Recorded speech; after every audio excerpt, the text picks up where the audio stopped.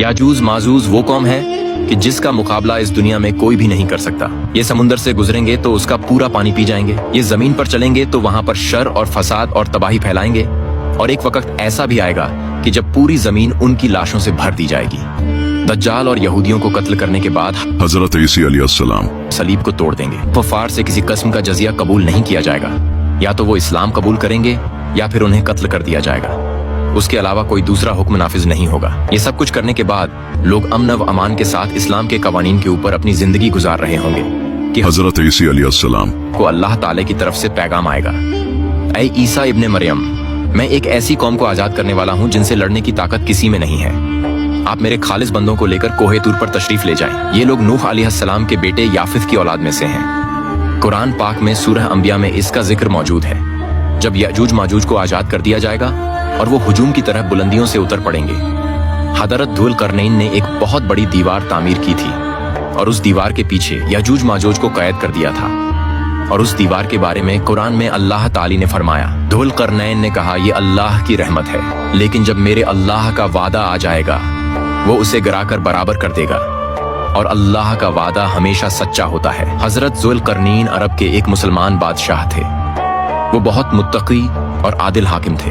अल्लाह ताली ने उन्हें बहुत सारी सलाहियतों और ताकतों से नवाजा था। एक बार उन्होंने अपनी फौज के साथ 3 सिमतों में सफर किया, एक मशरिक की तरफ, फिर मगरिब की तरफ और फिर शुमाल की तरफ। मगरिब की तरफ सफर करते हुए वो सूरज गुरूब होने वाले मकाम तक जा पहुंचे। वहां उन्हें कुफार की एक कौम मिली। धुल करनैन को इख्तियार दिया गया कि वो चाहे तो उस कौम को कुफ्र की वजह से सजा दें और चाहे तो नरमी से पेश आए। उन्होंने नरमी वाला रास्ता इख्तियार किया। फिर उन्होंने मशरिक की तरफ सफर किया, यहाँ तक कि उस मकाम तक जा पहुंचे जहाँ सूरज उभरता है।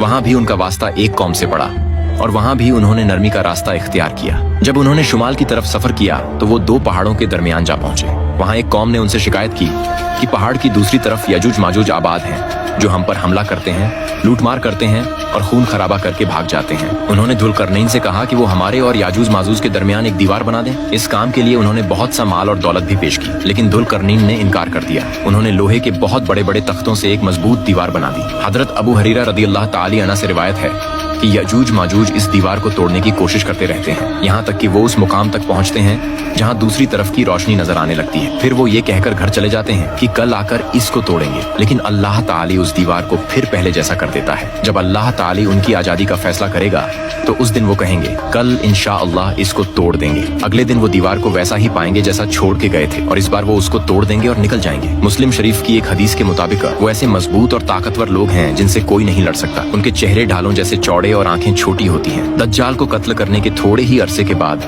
हजरत ईसा अलैहिस्सलाम को ये खबर मिल जाएगी कि याजूज माजूज को आजाद कर दिया गया है। तो आप अल्लाह ताली के हुक्म से मुसलमानों को लेकर कोहे तूर पर चले जाएंगे, क्योंकि उस वक्त इस दुनिया में किसी इंसान के अंदर याजूज माजूज से लड़ने की ताकत नहीं होगी। याजूज माजूज हर बुलंदी से कत्ल, गारत और तबाही फैलाते हुए चल पड़ेंगे। जब बाहर तबरिया से गुजरेंगे, जिसकी लंबाई 10 मील है, वो सारा पानी पी जाएंगे। वो अपने दाएं बाएं लूट मार और कत्ल गारत करते हुए चलते रहेंगे, यहाँ तक कि कोहे खमर के पास आकर कहेंगे, हमने रुए जमीन के सब बाशिंदों को हलाक कर दिया है, चलो अब आसमान वालों को कत्ल करते हैं। वो आसमान की तरफ तीर चलाएंगे, अल्लाह ताली उनके तीरों को खून आलूदा करके लौटा देगा। वो बेवकूफ ये समझेंगे कि उन्होंने आसमानी मखलूकन को भी कत्ल कर दिया है। इस सब के दौरान हजरत ईसा अलैहिस्सलाम अपने बाकी साथियों के साथ कोहे तूर पर ही छुपे रहेंगे। जब खाने पीने का सामान कम होने लगेगा तो वो अल्लाह ताली से दुआ करेंगे, ऐ अल्लाह हमें इस फितना से निजात दे दे। अल्लाह भी उनकी गर्दनों में एक ऐसा फोड़ा भेजेगा जिससे वो सब मर जाएंगे। जमीन याजूज माजूज की लाशों से भरी पड़ी है। फिर वो अल्लाह ताला से दुआ करेंगे और अल्लाह ताला ऐसे परिंदे भेजेगा